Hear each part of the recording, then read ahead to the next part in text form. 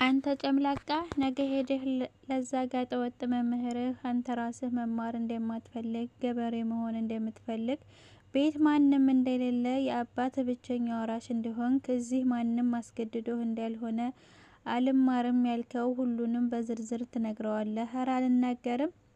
አሰላሙ አለይኩም ወራህመቱላሂ ወበረካቱ። ውድ ቤተሰቦች እንዴት ናችሁ? ሰላም ከኔ አልሐምዱሊላህ በጣም ሰላም ነኝ። ክርስቲያን ወገኖቼ ሰላም ብያለሁ። ጠብታ ክፍል 8 አንተ ጨምላቃ ነገ ሄደህ ለዛ ጋጠ ወጥ መምህርህ አንተ ራስህ መማር እንደምትፈልግ ገበሬ መሆን እንደምትፈልግ ቤት ማንም እንደሌለ የአባት ብቸኛ ወራሽ እንደሆንክ እዚህ ማንም አስገድዶ እንዳልሆነ አልማርም ያልከው ሁሉንም በዝርዝር ትነግረዋለህ። እረ አልናገርም።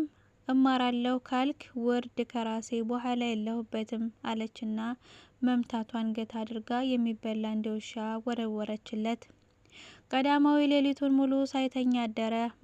ማንኛው መምህር ወደ ቤት እንደመጣ ራሱ የሚያውቀው ነገር የለም። መምህሩን ለመገመት ቢሞክርም ደፍሮ እከሌ ያለው መምህር ሳይኖር ዶሮቹ በተደጋጋሚ መጮህን ንጋት እየመጣ እንደሆነ አበሰሩ። ቀዳማዊ ማታ እናቱ የመታችውን ጎኑን ደግፎ ከተኛበት ቀስ ብሎ ተነስቶ ደብተሩን ያስቀመጠበት ቦታ ሲያይ የለም። እናቱ ደብተሩን እንደደበቀችው አወቀ። ደብተሩን እየፈለገ እንደሆነ የተረዳችው ወይዘሮ አትጠገብ ማታ ያልኩህን አልሰማኸኝም እንዴ? ልትማር ሳይሆን የምትሄደው መማር እንደማትፈልግ ለመናገር ነው። መማር እንደማትፈልግ ለመናገር ደግሞ ደብተር እስክሪብቶ መያዝ አይጠበቅብህም። አሁን ቀጥ ብለህ ውጣና ሂድ ንገረው አለች። ቀዳማዊ ህይወቱ እየተመሰቃቀለ እንደሆነ ይሰማዋል። ህልሙ እንደ ጭር ሰማይ ጉም ሲተን ታየው። ኑሮ መውጫ የሌለው ተራራ ሆነበት። አሁን ሄጄ ምንድነው የምለው? ትምህርቴን ማቋረጥ እፈልጋለሁ መማር አልፈልግም ልለው ነው ብለውስ ያምነኛል? በትምህርቴ ጎበዝ እንደሆንኩ ያውቃል። እያወቀ ደግሞ መማር አልፈልግም ብለው በጭራሽ አያምነኝም። ካላመነኝና እምቢ ካለ ደግሞ እናቴ ስጋዬን ዘልዝላ ነው ለአሞራ የምትሰጠው። ከነዛ ሁሉ ተባዮች ጋር ሆና ነው የምትበላኝ። መከራዬ ነው የምታሳየኝ። ወይም እግሬን ሰንክላ ዶሮ ጠባቂ ልታደርገኝ ትችላለች፣ ወይም ደግሞ የሆነ አካሌን ሰብራ ልትጥለው ትችላለች። ብቻ እሷ ደስ ያላትን ታደርጋለች። ለእሷ ሁሉም ነገር ጥፍር ለማትጨነቅ ምንም አይመስላትም። እህቶችም ቢሆኑ ስቃይን ነው የሚያበዙት። ስለዚህ አንድ ነገር ማድረግ አለብኝ። በቃ የሆነ ነገር ከዚህ ሁሉ መዓት የምወጣበትን ሀሳብ ማሰብ አለብኝ። ካልሆነ እድሜ ልኬን ባሪያ ሆኜ ነው የምኖረው። ግን አምላኬ ለምን ፈጠርከኝ ለዚህ ህይወት? እንዲህና እንዲያ እያለ የሚማርበት ትምህርት ቤት ደረሰ። ትምህርት ቤቱ በዛው በጊዮን ከተማ በሚገኝ በሸዋ ረገድ ገድሌ የተሰኘው ትምህርት ቤት ነው።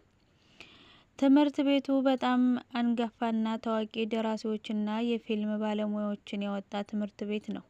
ቀዳማዊ ክፍል ውስጥ ተቀመጠ። የክፍል ጓደኞቹ ሁሉም እስኪመጡ ሁሉም ተማሪዎች መጥተው ወንበራቸውን ከያዙ በኋላ ቀዳማዊ ተነሳና ሁሉም ተማሪዎች መጥተው ወንበራቸውን ከያዙ በኋላ ቀዳማዊ ተነሳና እስኪ አንድ ጥያቄ ልጠይቃችሁ።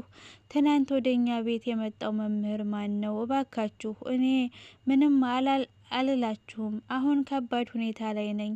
ይሄኔ አንድ ልጅ እጁን አወጣና የእንግሊዘኛ አስተማሪያችን መምህር ደረጀ ነው አለ። ልጁ አመሰግናለሁ ወንድሜ አለውና ቀዳማዊ ትቷቸው ወደ መምህር ደረጀ ቢሮ አመራ። መምህር ደረጀ ሊወጣ ሲል ተገጣጠሙ። እንዴ መጣህ ልጅ ቀዳማዊ አለ መምህር ደረጀ ቀዳማዊን በማየቱ ደስ እየተሰኘ። አዎ መምህር አለ ቀዳማዊ። እና እዚህ ምን ትሰራለህ? ክፍል ውስጥ አትሄድም? አለ መምህር። የማወራህ ነገር ነበር አለ ቀዳማዊ ፈራ ተባ እያለ። እሺ ግን አሁን በቂ ጊዜ የለኝም፣ ወደ ክፍል ልገባ ነው። ትምህርት ሲጨርስ መነጋገር እንችላለን አለውና ሄደ። ቀዳማዊ እየጨነቀው የሚለው የሚያስበው ጠፍቶበት ባለበት ቆመ። ወደ ክፍል እንዳይሄድ ደብተር አልያዘም። ባለበት ቢሮ ሆኖ እንዳይጠብቀው ደግሞ አንዳንድ የሚያውቁት መምህራን በጥያቄ እንዳያጨናንቁት ወደ ኳስ ሜዳ ሄዶ ሜዳው አካባቢ ካለ የግራር ዛፍ ተቀመጠ። የትምህርቶችን ማለቅ በየ45 ደቂቃ የሰዓት ፍጆታው እያሰላ በደወላቸው እየቆጠረ 6ቱም የትምህርት ክፍለ ጊዜ አልቆ ተማሪዎች ወደ ቤታቸው እየሄዱ ተለቀቁ። በዚህን ጊዜ ተማሪዎች እንዳልተማረ ያውቀው ለምን እንዳልተማረ ጥያቄ እንዳይጠይቁት ስለፈለገ በፍጥነት ወደ መምህራን የስታፍ ቢሮ ሄደ። ሲሄድ ብዙ መምህራን ማስተማራቸውን ጨርሰው ግማሾቹ ጋወናቸውን እየቀየሩ አንዳንዶቹ ደግሞ ቼዝ እየተጫወቱ ነው። ክፍት ወደ ሆነ ወንበር ሄደና ተቀመጠ። ብዙም ሳይቀመጥ መምህር ደረጀ ልክ ቀዳማዊን እንዳየው ወደ ቀዳማዊ እየተጠጋ ለምንድነው ክፍል ውስጥ ያልገባኸው? ለምንድነው ያልተማርከው? አለ። መማሪያ ደብተር ስላልያዝኩ መምህራን እንዳይቆጡኝ ብዬ ነው አለ ቀዳማዊ አንገቱን እንዳቀረቀረ። ለምንድነው ደብተር ያላመጣኸው? ቀዳማዊ ዝም አለ። መምህር ደረጀ ደግሞ ጠየቀው። ቀዳማዊ ምን መመለስ እንዳለበት ግራ ገባው። ምን ይበል? ከባድ ጥያቄ። በል ንገረኝ እንጂ ለምንድነው ደብተር ሳትይዝ የመጣኸው?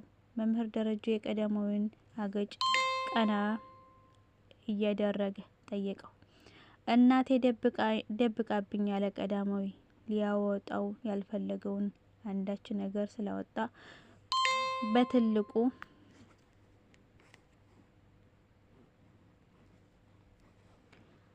በትልቁ እየተነፈሰ። በዚህ ጊዜ መምህር ደረጀ የተቀመጠበት ብድግ አለና አንድ እጁን ወገቡ ላይ አድርጎ በአንዱ እጁ ደግሞ ፊቱን እየነካ ለምንድነው እንደዛ ያደረገችው?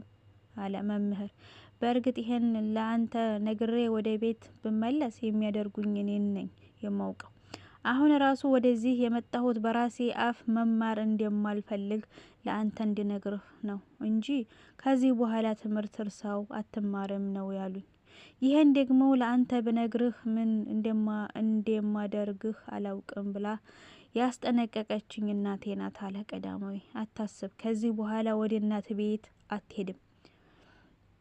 አትሄድም እና ወዴት ልሂድ? አለ ቀዳማዊ ንግግሩ ስላስደነገጠው።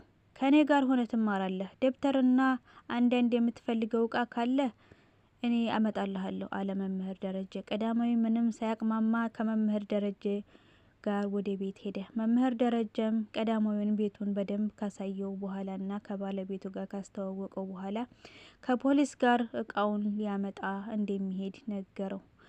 በእሽታ አንገቱን ነቀነቀ። ይቀጥላል።